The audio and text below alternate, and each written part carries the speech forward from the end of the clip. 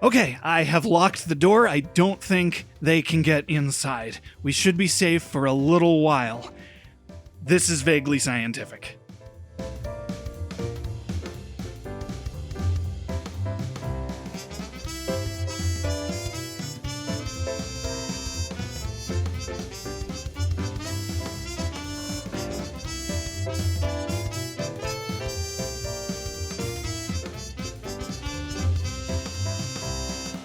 Broadcasting to you from an undisclosed location, I am Derek. I can neither confirm nor deny whether or not I am joined, as always, by Jim, the scientist. Hi, Jim. I can confirm it. You are. Yay! And to protect the identity of our guest this week, he will be operating under the name Mark. Hi, Mark. Hello, this is the person known as Mark for today. You are technically a Mark. Technically Mark. Person currently known as Mark. Yeah. Yeah. Well, this is the show where listeners send in questions to hear our vaguely scientific answers, hence the title of the show, and who knows, we might even get some of those answers right. But That'd be great. that would be great. We'll see how that goes. But before we do that, Jim, do you have a fun science fact of the day for us? I do. The very first animal that humans ever domesticated was the dog. And this appears Yay. to have happened around 15,000 years ago. And I think that's very cute. That's 15,000 years ago. Yeah. What kind of Before we dog ever was built that? it was a wolf at the time. So Yeah. it's not anymore. That's got to be like the most successful interspecies partnership in history. I would go so far as It's to up say there. that's likely. I mean, we got a lot from dogs back then. We get a lot from dogs now. But there are hunting dogs and there are nowadays we have dogs that do all kinds of different jobs. It's kind of incredible. So I enjoyed that science fact because it's about dogs, and I like dogs. So why don't we move on to our first question, which I think Jim will enjoy because it's about something Jim likes, space. Yeah. Question 1 this week. How do you go about destroying Saturn's rings for good? Oh, man. Ooh. I have my first answer to this. Okay. Go. I think you both know it, but I think that to do this would actually be impossible. Well, fair. To do it for good, because destroying Saturn's rings would be an act of evil. That's fair. You know what? Who would dare? Who would dare? I think that's entirely fair because the thing that makes Saturn so instantly recognizable is just the fact that it has those giant shiny rings. Yeah. Jim and I were talking a little bit before the recording, and I think it's interesting that Saturn is kind of the default planet design, because if you don't add those rings, then you just have a circle. Yeah. I mean, planets have to be round in order to be planets. They have to That's be one of the round, laws. But kids if you tell a kid to draw a planet, they might draw a more detailed Earth or something. Mm-hmm. But if it's the simplest way to convey planet would be a circle with the ring around it. Yeah. One of the things I found very interesting about Saturn's rings is the fact they are gigantic as far as diameter goes. So How big are they? They are, I actually wrote this down because I didn't want to get the numbers wrong, because I frequently get the numbers wrong. So they're at their maximum width, they're 50,000 miles across. Oh my God. And Whoa. this is, well, no, I'm so sorry. They are 50,000 miles above Saturn. So that would be the radius, not the... So okay. They extend to 50,000 miles above Saturn. So that would make them, about 100,000 miles across, I suppose. Actually bigger than that, because they are 50,000 miles above Saturn. So you'd count Saturn separately and then another 50,000 miles the other way. They're huge. Yes. At their minimum radius, they are 4,300 miles above Saturn. So they stretch for 45,000 miles across. But here's the kicker. Here's my favorite part. They are only about 30 feet thick. Huh. Oh. Yeah. So they're that's extremely interesting. thin. Yeah. That's interesting because I was about to say that at a certain point, measurement of distance ceases to lose meaning for me, and it is well before the numbers you were talking about. Yeah. But then you say 30 feet, and I'm like, oh, I can actually picture 30 feet. My house is 26 feet tall. So, Okay. yeah, my house is almost as thick as Saturn's rings are. The rings are made up of extremely tiny particles. I mean, it's a mix of ice and dirt and sand. Not literally sand, but like things the size of a grain of sand. And there's, billions of those. But one of the things that I really focused on, because I was thinking to myself, you would need an awful lot of force to completely destroy the rings. So I was thinking to myself, what if you just sort of took a really large moon and sort of launched it into an orbit that sort of circled through the rings? I would imagine it would hoover up a lot of that material. But then I was looking, and a lot of Saturn's rings fall within what is called the Roche limit, or the Roche limit. I'm not exactly sure how it's pronounced. And I know I've mentioned the Roche limit on the show before, but I figure I better bring it up, what it actually means again, because people might not have heard that episode. Yeah, because I don't know. Oh, fair enough. Well, then let me tell you. So the Roche limit is an area around a large object, like a moon or a planet. When you get within that Roche limit, then the force of gravity will start tearing things apart. And that's a big reason why Saturn's rings have never formed into a large moon or something like that, because you could pile them all up into a moon, but they're all within that Roche limit. So if you put a moon in there to try to sweep up the ring material, it would probably get torn apart, and it would just totally backfire on you. I just Googled this, and you can confirm, Jim. Saturn apparently has 146 moons. Yes, as of time of recording. Okay. Yeah, it's important to note that because during my tenure at my job, as I've been giving out facts about planets, since I've been there, it went from I want to say it was 62 to 79. Wait, I might be conflating, but last it had been counted, it was in the high 70s, and now it has gone up to every couple of years we discover a whole bunch of new moons. Well, that's not much more than a decade then. No. It's 10 years for me this year, in fact. So. Oh, okay. So less than a decade. Yeah. I think it was 62, 72, maybe it was 84. I can't remember anymore, but the number keeps jumping. It was only in the past year it jumped from whatever it was to 146. We discovered 50 new moons. Whoa. So. Are those beyond the rings? A lot of them are. There are some very tiny ones that are very close to the rings that are called shepherd moons. And they are called that because Saturn's gravity is always sort of trying to swallow up the rings. And these little itty bitty shepherd moons, and I think they're all like a kilometer or two across, they are just in such a place that their gravity kind of pulls the other way. So it kind of fluffs up the rings a little bit. I think we've found how to destroy these rings. Oh, I think you thought what I thought. I see. Please elaborate. We need to convince Saturn to devour them, right? Oh, devour his children. Well, interesting thing about Saturn there. That is not what that's not what I thought you were going to say, but I love it. What I thought you were going to say was blow up the shepherd moons. I mean, so the Greek equivalent to Saturn is Cronus, and Cronus did famously try to devour all of his children. Yeah, I mean, did Saturn also? Because Cronus is Saturn. I mean, in the Roman variant, is there any difference in that story? Because I guess I'm not entirely sure, but I assume no. My brain went directly to the weird painting that guy did. Yes. Yep. That face that he's got is it's creepy. The Attack on Titan inspiration. Yeah, exactly. Oh yeah. Or I suppose add mass to Saturn would be another.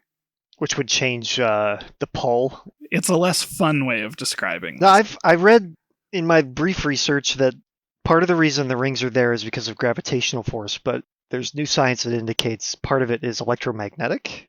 Mm. Do you know anything about that, Jim? I'm not really sure about that. I know that there's probably a little bit of electromagnetism in that the ring material probably, I would imagine, builds up a charge. I have nothing to necessarily confirm that at the moment, but it sounds like something that's plausible. I know there's enough mass there, and this was, I think, a fun science fact a couple years ago, that Saturn's rings have enough mass that they do have a very, very tenuous atmosphere. It's like Whoa! I didn't know that. enough. It's like enough oxygen that is like above the background level of like space. So it's like practically a Oh. vacuum, but it is still a statistically significant amount of additional oxygen that it counts as an atmosphere. You couldn't breathe it. It would be Oh. functionally a vacuum, but it is cool that there's enough mass.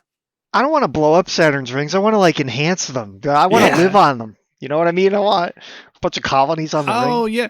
Well, I want to enhance them so that they can be solid and we can put go-karts on them. And that would be like a Mario Kart level. Yeah.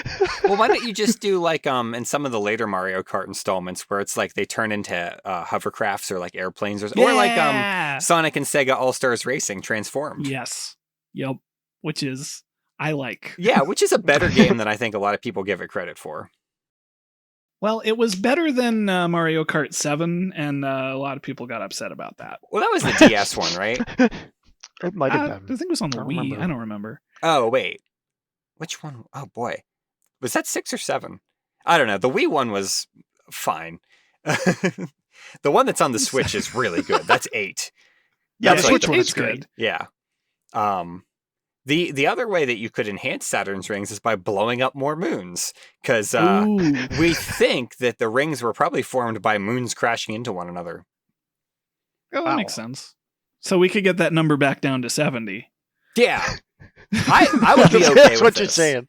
Well, I would be okay with this because I'm a big fan of Jupiter, and for a while Jupiter was winning the number of moons race, and right now Jupiter is capped at 95, Ah. and so we just have to blow up 51 of the moons. Well, 52 if Yeah. we wanted to go back down below. Well, And I mean, to be fair, like who needs 146 moons? That's too many. That's ostentatious. Jupiter just needs to put a stone in Saturn's rings to trick Saturn into eating the stone instead of Jupiter. I'm mixing so many things right now. I don't By know. Jove! What are you talking about? I have no idea what you're talking about. I would love to know more that's about how this. Cronus eats his Oh, children, and right. Zeus gives him a stone and tricks him into eating the stone. Yeah, because instead he of wasn't Zeus. looking at what he was eating. He was just shoveling in children. Oh, yeah. Yep. Well, so here's a list of a couple things that I thought we might be able to use. Okay. One is a really big pizza cutter, Ooh. and we could cut it into slices. Yeah. Yep. Well, Another is a really big pool skimmer, and you just, because it's all Oh. particles, right? And you just put Yeah. it there, and they all like flow into it. Yeah. And then another is a really big. No, there's a trend here. They all need to be really big. Right. Well, it's but 45,000 mile diameter, so. Oh, that's true. Yeah, so really, really big. And actually, now that I'm thinking about this one might not work because we're already basically in a vacuum. Mm. Because I was going to say a big dirt devil. That's funny but you the- should say that because I had mentioned this to Okay. my wife yesterday because I was laughing at the question again because I think it's very funny. And she had said Mega Maid from Spaceballs. And I said the same Yeah. thing. I was like, but it's already a vacuum in space. Because in Yeah. Spaceballs, Mega Maid was sucking the atmosphere out of a planet. But in space, there is nothing to suck because it's already, like you said, a vacuum. So, Yeah. So there wouldn't be a pressure difference to. you said Right. they have a light atmosphere, right? So you never That's know. oh, that's True. true. I hadn't thought of that when I never had know. said that. Hmm. So maybe my wife's suggestion of Mega Maid is not off the table. Mega There you Maid go. back on the menu. Yeah. Back on the menu.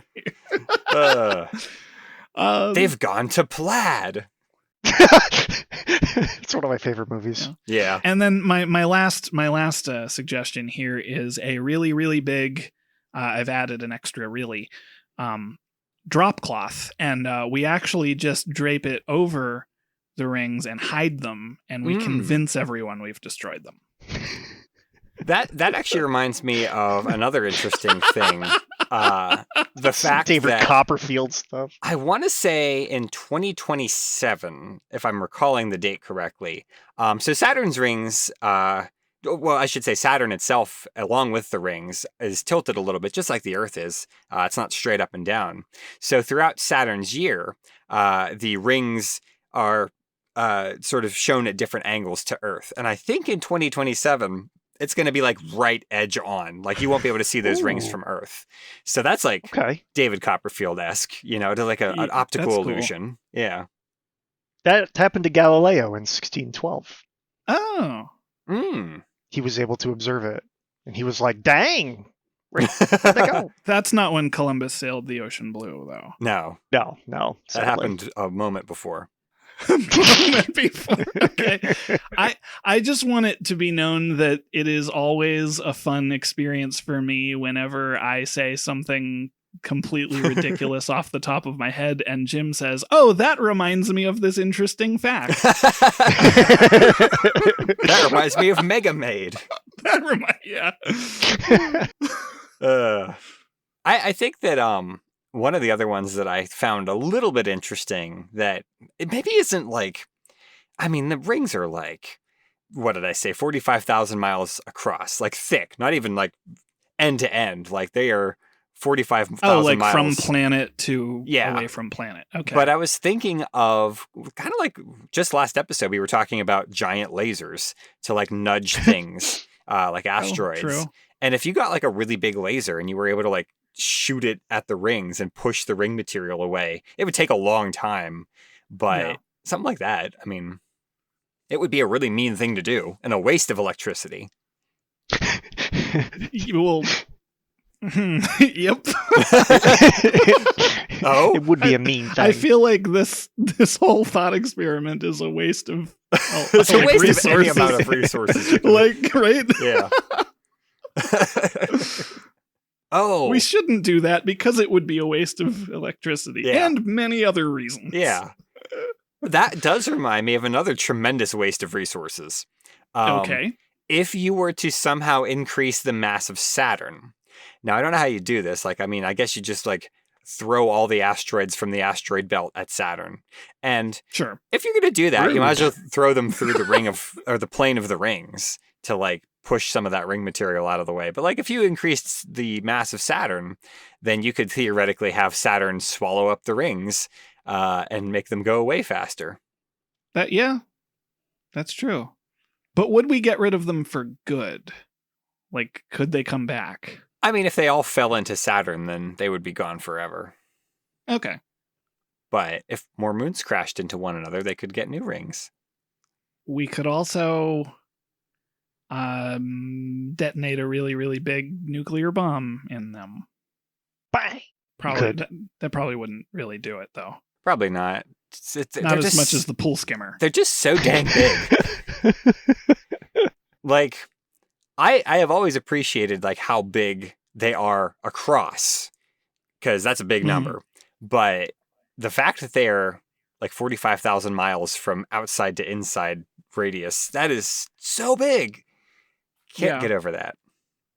It's like the width of, if you were to make it a straight line, it would be the width of the Rainbow Road. That course. Is just, I mean, it would not be the most exciting Mario Kart stage, since there is it is a perfectly straight line, but perfectly flat straight line. That's my favorite course. That's like playing Final Destination 1v1, no items. Yeah, and it's Fox the purest form. And Fox only. Yeah, thank you for adding to my. It's an important detail. Yeah, it is. It is. It is why I don't like Tournament Smash. But okay. I'm making enemies on the podcast again. You love to see it. Love to see it happen. I do think it is a profoundly mean thing to do, to ruin Saturn's rings. And any of the listeners who are listening right now who think they should try to do this, I just want to go on record as saying that as a person who not only appreciates all the planets except for Mercury, and as a person who loves... Whoa! What's with the Mercury shade? There's nothing going on there. It's craters and hot and cold, and that's it. There's nothing going on most of them. I mean, on Venus, at least you have the hottest planet, and like Mars is the only other planet you could like land a human on without them being crushed by the atmosphere or bursting into flames. And like all the gas giants are cool, but Mercury's just like Moon 2.0 is what it is. If you want the full Mercury experience, you could go to the moon. It's much closer and cheaper. It's close. Jim on a road trip. We have Mercury at home. Yeah. We have Mercury at home. It's the moon. There's your episode title, Jim. Yeah, there it is. We found it. It's not even about the question. That's okay. I don't care. That's fine. It was a funny thing to say. Oh boy. Although, coming to think of it, one really good way to destroy Saturn's rings would be to destroy Saturn. Now, how you do this? Big brain play there. I don't. Yeah. How you do this, I don't know. If you have any ideas, please throw them out to me. You're treating a symptom. You have to go to the source. Oh my goodness. See, there you go, because here's the thing. If you destroy Saturn's rings, there's always the chance they could come back if two of these 146 moons collide again. So now you sound like a supervillain. Yeah, you got to start. This is the supervillain itinerary episode. There's always a chance it could come back. I have to get rid of Saturn. Which is why we are broadcasting from this undisclosed location. Yeah. We have to get rid of Saturn's rings. Yeah. We don't. Again, I go on record as saying, please don't. Don't ruin Saturn's rings. Please don't. Don't worry about it. We're going to handle it. I always think it's kind of funny that no one ever talks about like the fact that Uranus has rings too, but they are way worse. Like they're not good looking rings. Objectively garbage rings. Yeah. Let's just pause for the listeners to fill in the jokes there. Mm-hmm. That's why I pronounced it Uranus. The wrong way. I could call it Uranus. Uranus. Which I think is really what they should have called it. Like, not only is that the correct pronunciation of that god, but also neither Uranus nor Uranus are free from jokes. I mean, if you try hard enough, you can make all of them jokes. That's true. I'm not going to try hard. I'm tired. That's fair. Does Neptune have rings? All the gas giants do have rings. Oh, interesting. That's a thing I didn't know. Saturn's just the best at it. It's got that ring game. Mm-hmm. Saturn has a couple like secret rings that, like Sonic, we didn't know about until very recently. Saturn and the secret rings. Yeah. There's one of the ones is not that far away from the main ring body. It's called the E ring, and it's made by the moon Enceladus. And Enceladus is one of those moons that has the subsurface ocean, and Enceladus has geysers that spray this water out into space, and it just kind of goes into orbit around Saturn, and it forms this E ring, which is made entirely of very small ice crystals. And it's very hard to see from the front, but if you look at Saturn from the back, where like the sun is lighting up through the E ring, you can see it pretty clearly. As a matter of fact, there's a picture on Wikipedia. I think it might be the headline picture for Rings of Saturn that is like the E ring, and then a couple more of the rings you can't see from the front because they're too like thin. E ring's super cool. I love that a moon made this ring. E ring sounds like a web surface of some kind. Oh, it does kind of, doesn't it? Dang, that is very pretty. There's another ring that I think was only very recently discovered. I don't remember if it has like a special name or if it's just called the Phoebe ring, because it's made by the moon Phoebe. Phoebe was a world. Well, it's a moon, but it was round at one point, and it has been pulverized so thoroughly that it's sort of like a lumpy asteroid-shaped moon. And so there's this. I think that the Phoebe ring is made up of just like all of the debris from Phoebe that is now just in orbit around Saturn. And a lot of scientists think that material from Phoebe is why one of the other moons called Iapetus is black on one side and white on the other, because like all of this material fell on one side of Iapetus, basically.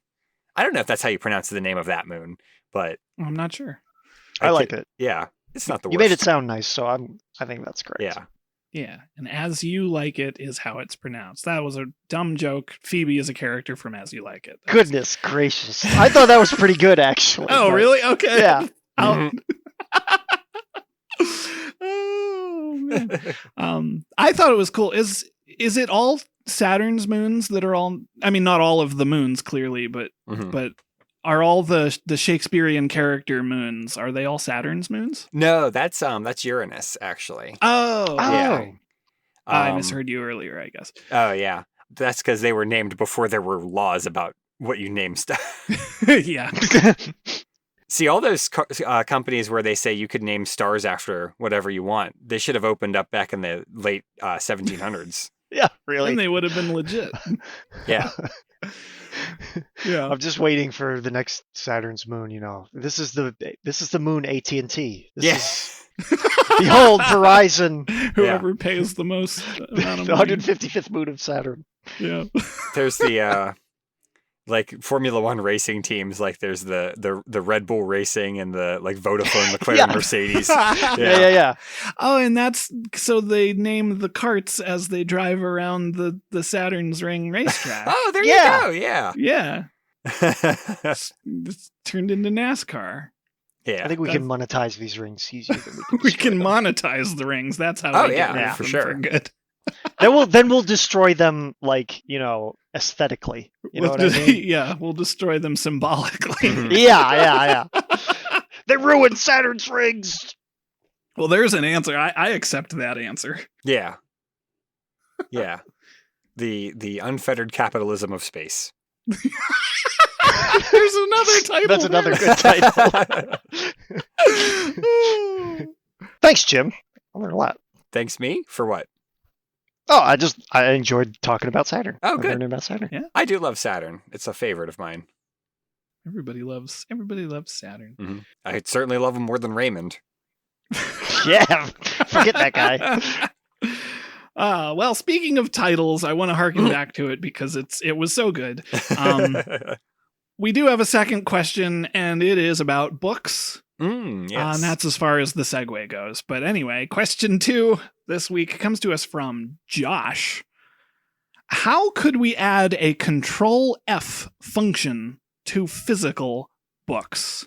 And I guess digitize them is the first answer. Yeah, I was actually thinking like just get like a digital copy of the book and then Ctrl+F it and then flip to that page in the real book. Yeah. So that's the slow down momentum of the show answer. Yeah, we had so much fun talking about Saturn. And now we're just gonna take a beat. Print media. Oh, we're Not talking- more print Gosh. media. I will say, so I've been trying to read through The Expanse, which has been a lot of fun. I actually really like the series. I'm 4/9 of the way through it,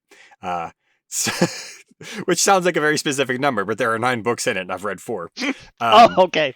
But That makes sense. so I also own and operate a toddler, and since I have a toddler, Say that again.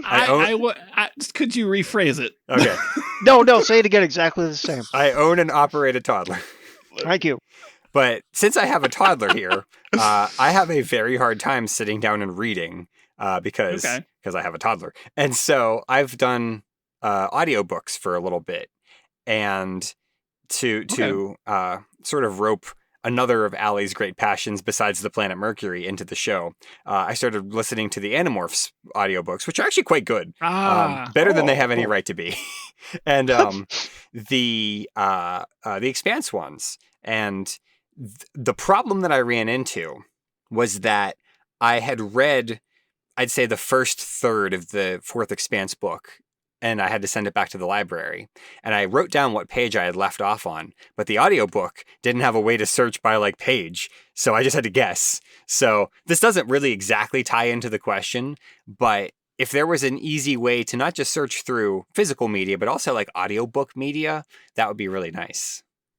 I agree. If I bought an audiobook on CD and I looked on the back of the case, that's something I might want to see, like track 1, pages 1 through 100 or something. Oh, that would be really good. I know I've mentioned this on the podcast before, but I like to have an audiobook and the physical book. Because whenever I just listen to the audiobook, I have trouble like paying attention, and it's really hard to figure out what you skipped. Right. When you have to go back. Yeah. My solution for that is to just have the physical book with me and like follow along. And I'm a lazy reader. Yeah. Well, I mean, that's fair. It's one of those things that I would really like to try to have more time for. And I imagine once my toddler is not a toddler anymore, I might have some more time for that kind of thing. But I hope to be done with The Expanse by then, because I've really been enjoying it. It's like the hard sci-fi that I didn't realize I needed in my life. This is going to turn into an Expanse podcast. About it. They should sponsor us.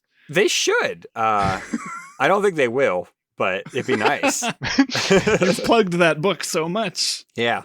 So the one thing that I was kind of thinking about that might actually be, I was going to say it might actually work, probably not, but it is like the most realistic thing I could think of, is some kind of really high-speed scanning device that had like a camera above it, and you could basically like rifle through the pages, and it would like find the words that you had typed into its search term, or like try to make an approximation of that. I don't even think we have the kind of technology that could do that at the moment. I don't see why it would have to be beyond the realm of possibility, but I also think that would be something that most people wouldn't have in their house that they could just do. Yeah. And everything that I was researching about how we could theoretically achieve this is like augmented reality and like using smart glasses and stuff.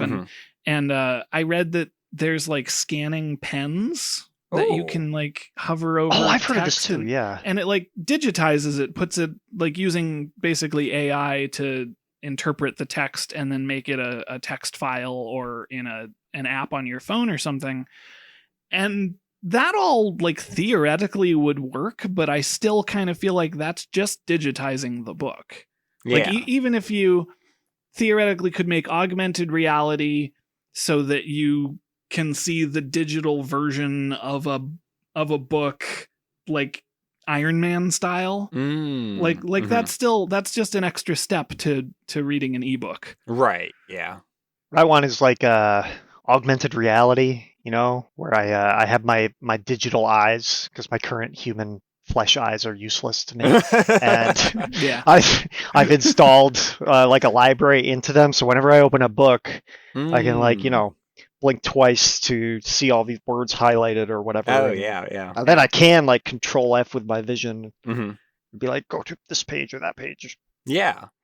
And again, that's like the book has already been digitized by somebody else, so you're not really Ctrl+Fing this physical media, but it would work. That's true. That's the thing, is like this is something that would actually work. So I'm not sure how important it is at that point that we have like a way to do it in the physical media if the digital media that you are connected to can do it. Yeah. It goes back to do we really need this? There are people who prefer physical books. Yeah. But those rare times when you do have to find a specific bit of information in a physical book. Yeah. I don't know. Is this a problem that doesn't really exist and we don't need to solve? I don't know. I mean, how many of the questions that we've been asked in the last 154 episodes are problems that don't exist? You be quiet, Jim. How many people really need to destroy Saturn's rings? No, we do. I surely do not. I just went on a tirade about not doing it. They're getting a little smug over there. Those really obnoxious Saturn rings. They have it coming. That's for sure. They had it coming. We all know what they did. Yeah.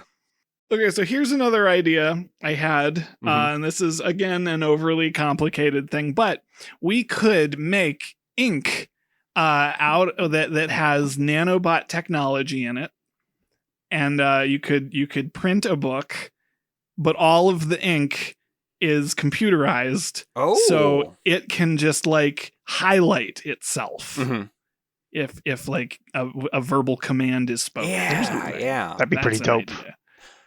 That reminds me, this is not really at all the same kind of thing, but it's a very cool idea. They have these, I don't know what better way to describe them as, but other than like digital paper they are these tablets that the way that they work is that they are very much just like sheets of paper, and they feel like paper when you're writing on them and you like write directly on them. There's not like really any software in it other than it's for note taking basically. And okay. I think that some of the more high end models have like e-readers and stuff like that built in, but they're not like a tablet computer kind of thing. They're not going to have like an Android or an iOS kind of thing on them.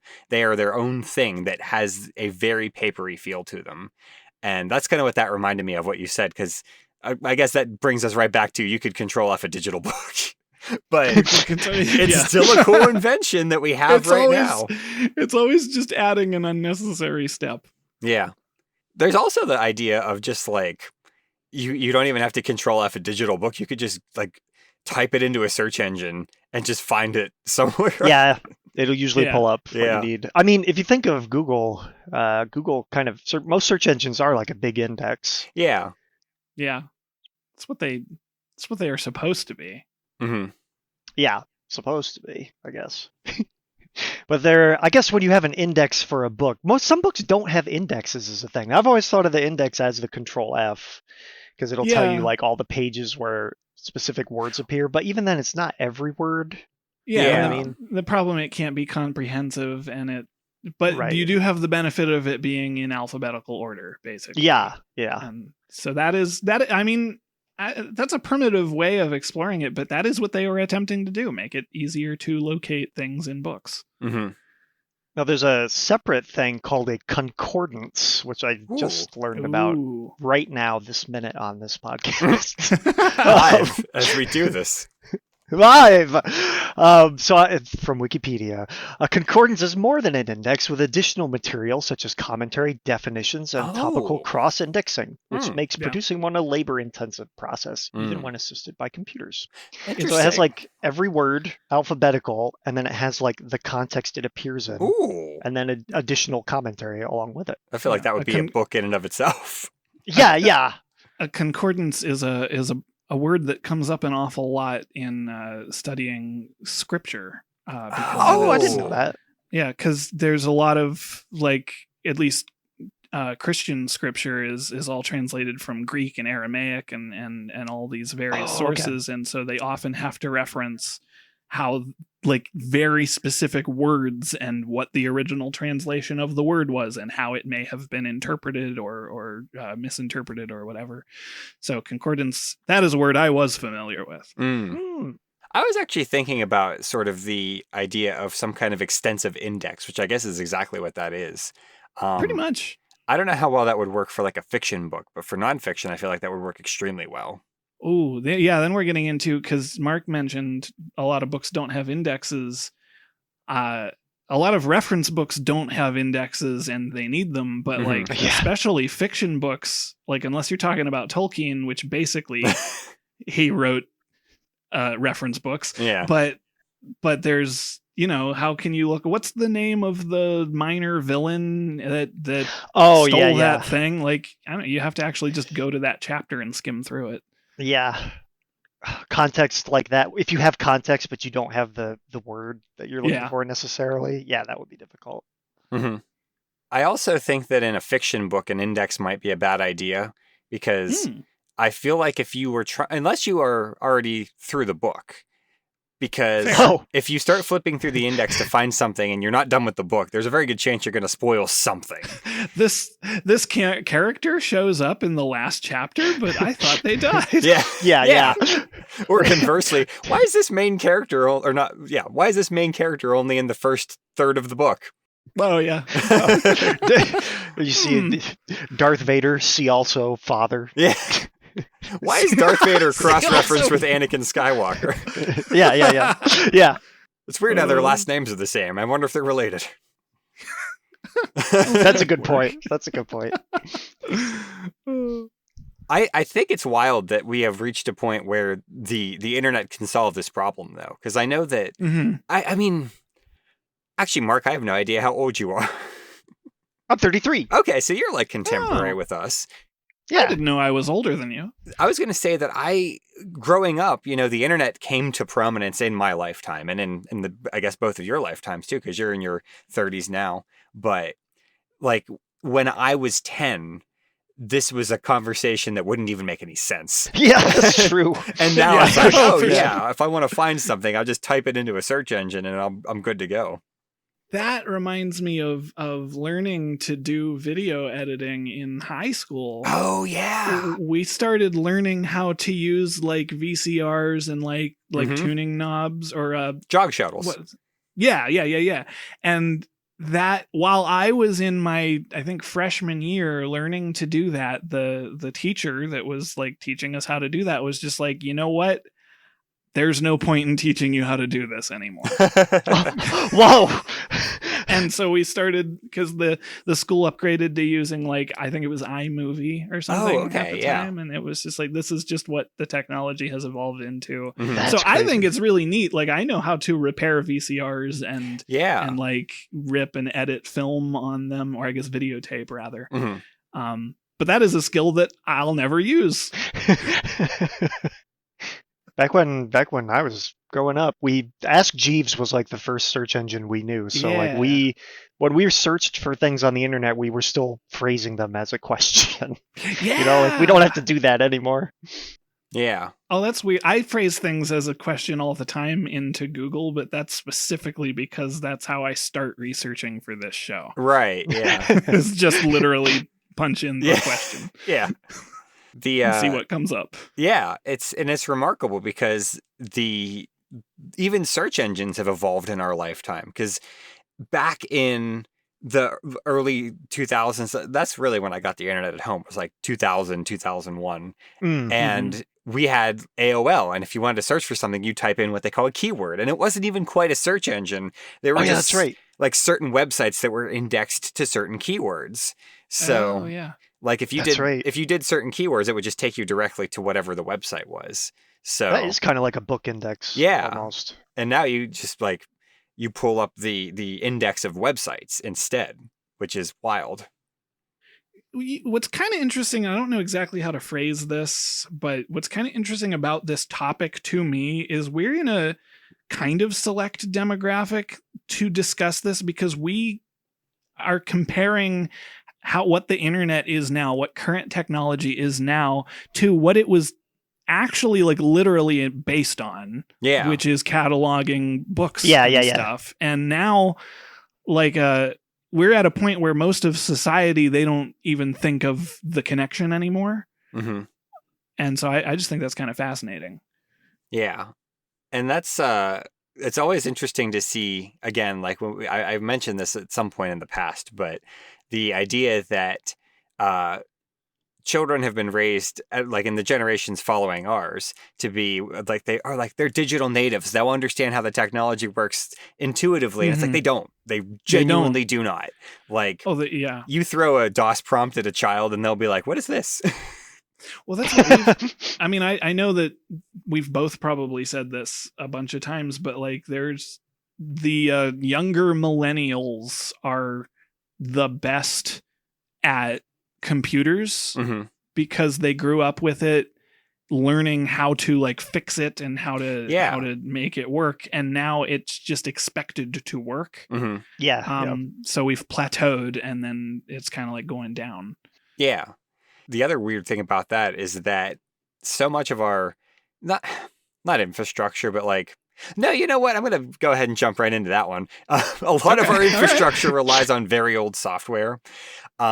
It's kind of sobering and a little scary, but also kind of funny how much of the world sort of relies on things that are no longer being updated, no longer being supported. Like there are a lot of industries that rely on software from the 90s and they're running on Windows 3.1 and they are not being fixed. And they just need this one very esoteric piece of software. And that's like the linchpin of their entire company. Yeah. Let me ask you this. This is a question I don't actually know the answer to. But both of you might. I don't know. I have maybe a handful of digital only games on Xbox 360. If I hook up an Xbox 360, can I still play those? I mean, if you have them downloaded, then you should be able to. Well, if I just have an Xbox 360 and I like have to sign into the thing, I'm not really sure. I don't know if it's supported. Because the thing is that like the Xbox digital store still exists in some capacity. I know that with things like the Wii and the Wii U and a lot of the other handheld Nintendo consoles, like they had to have discrete stores because Nintendo is terrible at online stuff. They are. Meanwhile, PS or PlayStation and Xbox, they have like an account that you sign into, and you can like log into that account from different platforms. Whether it's like you can get on your PC and buy games for your PlayStation and have them download at home while you're at work or something like that. So, yeah. So you might be able to get them on like a newer system if it can log into the same account. Maybe if they migrated it like that. Yeah. I just thought about it because that was why I only had a handful, because I never trusted that I would still be able to play them. Yeah. Stadia was interesting for that because when cloud gaming was being discussed as a thing, it was like, oh, you won't need like the heavy hardware anymore. You won't need like a $2,000 PC. You can just have your Google Stadia account and the game runs on a server. But then Stadia died, so now nobody has access to those games anymore. I kind of remember that. That was how like Origin worked or something like that. There were a few that I remember they tried to do that kind of cloud streaming gaming. Mm-hmm. I think that the reason they don't take off is because the technology is not necessarily there yet. Fair. Like if you have a pretty rough internet connection, then you won't be able to stream a game at all. That's true. Yeah. And that's I definitely have a rough internet connection because out where I live, we only have that one. Mm-hmm. It doesn't work. Yeah. Although I will say that the internet that we have now is so much different than the internet we had back in the day with 56K dial-up. Those were the days. Yeah, it makes me chuckle thinking about some of those things. Get off the phone, I'm on the internet. Yeah, exactly. But it's also just so weird to me to think about the fact that you can have a website that has pictures on it now, and it won't take 45 minutes to load. Oh, yeah. I remember right-clicking it and being like, load photo. And I'm like, why, does this do anything? Why doesn't it? Right. Why are all these JPEGs broken? I do want to jump back into the question, though, because I have a couple more things on my list that I thought were very funny. Okay. So this is impractical if you don't have a friend that has this ability, but if you can find someone that has like an eidetic memory that can memorize the contents of the book, you can have them read the book and then tell you where the exact page number is that you need to look for. Well, that's simple enough. Yeah, you just got to track someone down that has that power. And the other one that I wrote down was to just read the whole book again, starting at the beginning until you find what you're looking for. Yeah, that's noob strats. Yeah, yeah. You're not going to do the book speedrunning tournament too well with that one, but we'll give you a random word. You have to start from the beginning until you get to that word. Yeah. There's got to be a game in there somewhere. There's a speed. Yeah. Speed reading tournament. Yeah. Oh, that's got to exist, right? I don't know. Definitely. Probably. I bet. Oh, man. Although depending on the book, like you could get that done. If you're looking at a child's board book, for instance, as I do on a frequent occasion, then you can definitely. We're actually getting out of board books now. Our new obsession is the Magic School Bus. So, yo, it's a good obsession. Yeah, that's great. But if you're trying to read The Expanse, which is like 500 pages, I don't think you're going to be able to do that too easily. But you should. Yeah, and, you will enjoy it. Yeah, I haven't been paid for my opinion, so that's how you know it's genuine. I wish they paid me for my opinion. Yeah, if they want to pay me, then I am more than happy to take some of that sweet, sweet Expanse money. They made 5 or 6 seasons of a TV show that I haven't even watched, but I imagine that it's pretty good because they made 5 or 6 seasons of it. So how bad could it be, right? Good shows aren't even being renewed for a second season, so one that's been renewed for 5 seasons has to be good. Yeah. That's how it works, right? That's how it works. Sure. Yeah. We'll go with that. Listeners, let us know this week, how could we add a Ctrl+F function to Saturn's rings? To find the specific ring, right? I don't know. If you want to write the concordance of Vaguely Scientific, please. If you want to buy a sponsorship for Vaguely Scientific. Yeah. If you want to give us money or do work for us. If you have a thought on that or any of the other things we talked about this episode, you can email us at feedback@vaguelyscientific.com, or you can comment on our blog, or you can like us on Facebook, or you can tweet at vaguelysci. Hey, Jim, where do we get all these wacky questions? We get them from listeners like you. And if you have a question that needs to be answered in a vaguely scientific manner, please email us at questions@vaguelyscientific.com. If you want to get our episodes the minute that they're released, you can subscribe to our podcast on Apple Podcasts, YouTube, Spotify, and all the other great places where cool podcasts like to hang out. And subscribing and leaving feedback really helps us out, and so does telling your friends. And tell them before they destroy Saturn's rings for good. Yeah. For evil. Don't forget. For evil. It would be for evil. Yeah. Our vaguely musical intro is composed by Anthony Pizzelli. And don't forget to check out our merch store over at vaguelyscientific.threadless.com. There's all kinds of great stuff over there that you can get for yourself or as gifts for other people. Because some people are altruistic like that. Yeah, some people are. Some people. Whoever they gift are. giving. So, speaking of altruism, these segues, that's coming back. Yeah.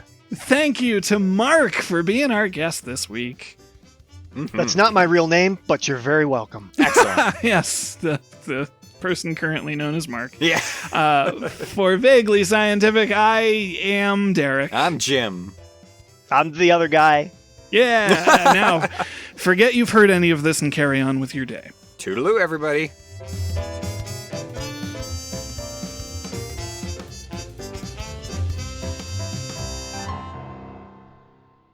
No, it's fine. It's been a while since I talked to you guys. It's been a while. Dang it! I didn't even have to do it that time. Why did you? It was you and Big A and now Mark. You all turned against me.